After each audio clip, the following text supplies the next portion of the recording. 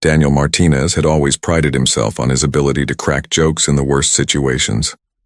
It was a human trait that had served him well during his 3 years as a deep space explorer, and it was certainly serving him now as he lay bleeding on the sterile floor of an alien medical facility, thousands of light years from Earth.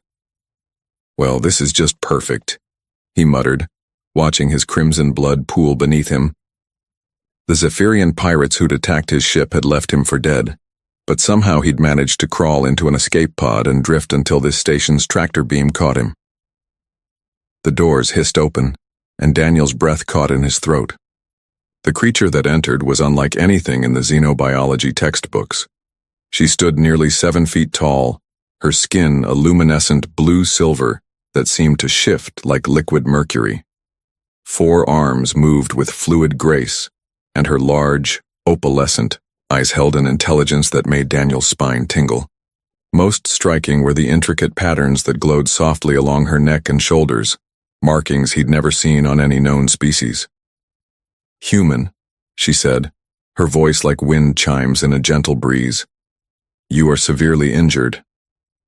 "Yeah, well, pirates aren't exactly known for their bedside manner," Daniel quipped, trying to sit up and immediately regretting it as pain shot through his ribs.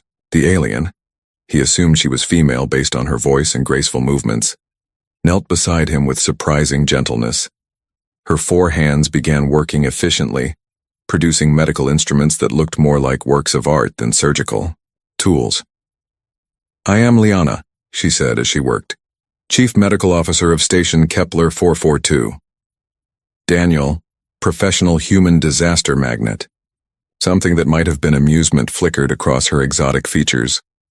"Your species has an unusual response to trauma. You create humor where others would despair.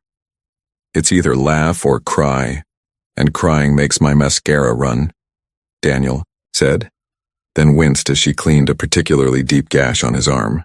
"I do not understand this mascara, but your pain tolerance is remarkable," Liana observed. Her hands moved with practiced precision, applying what looked like liquid light to his wounds. The pain began to fade immediately. "Nah, I'm just too stupid to know when to quit. My mom always said I inherited my dad's stubborn streak in my grandmother's mouth." "Your family unit sounds complex," Liana said, and Daniel caught something wistful in her tone. "What about you? Got a big alien family somewhere?" Liana's hands paused for just a moment. "My people do not form traditional family bonds as humans understand them. We are created in synthesis chambers trained for specific functions and assigned to posts." "That sounds lonely as hell." "I had not considered it in those terms," she admitted quietly. As she continued treating his wounds, Daniel found himself studying her face. Despite her alien features, there was something unmistakably lonely about her expression, something that resonated with his own sense of displacement among the stars. "So, what's the damage, Doc? Am I going to live to tell embarrassing stories about this?"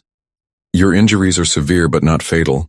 However," Liana hesitated, her opalescent eyes meeting his, "the healing process I have initiated creates a biological bond.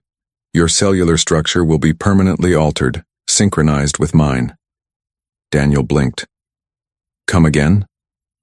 "In simple terms, your life force is now tied to mine.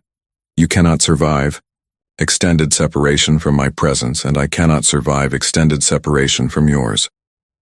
The weight of her words settled over the medical bay like a heavy blanket. Daniel stared at her, his mind racing through the implications. "So, we're stuck together, like permanently?" "Yes." Daniel was quiet for a long moment. Then a grin spread across his face. "Well, I guess that makes us married then." Liana's eyes widened, and she leaned closer, her voice dropping to barely above a whisper. "In my culture, such bonds are considered sacred, if you truly mean this." Her 4 hands gently framed his face. "You're mine, now." The way she said it sent shivers down Daniel's spine, not from fear but from something far more complex. There was possession in her voice, yes, but also protection, devotion, and something that transcended species barriers entirely. Wait, are you serious about the marriage thing? Daniel asked, suddenly less sure of his joke. Among my people, when two beings share a life bond, they become eternal companions. In human terms, yes, we would be considered married. Daniel looked into her alien eyes and saw something he recognized. Hope. Here was a being who had never known family, never known the unconditional bond humans took for granted. And somehow, through a twist of biology and bad luck, she'd found it with him.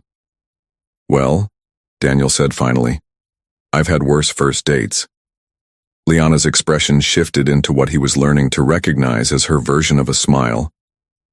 You are unlike any being I have encountered, Daniel Martinez. Yeah, well, we humans are full of surprises. Fair warning, though, I snore. I leave socks everywhere, and I have an unhealthy obsession with ancient Earth pizza.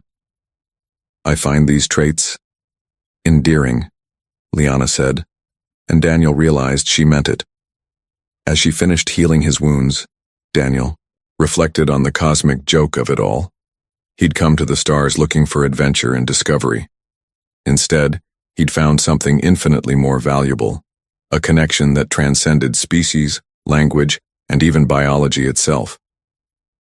So, Mrs. Martinez, Daniel said with a grin, what's our next move? Liana's laugh was like starlight made audible. First, we complete your healing. Then, her eyes gleamed with newfound purpose.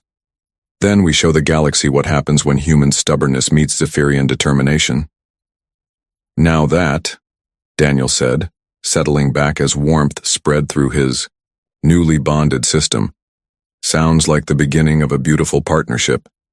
In the depths of space, surrounded by alien technology and bound by forces beyond his understanding, Daniel had never felt more human, or more hopeful about what it meant to reach beyond the stars and find not just new worlds, but new ways to call somewhere home.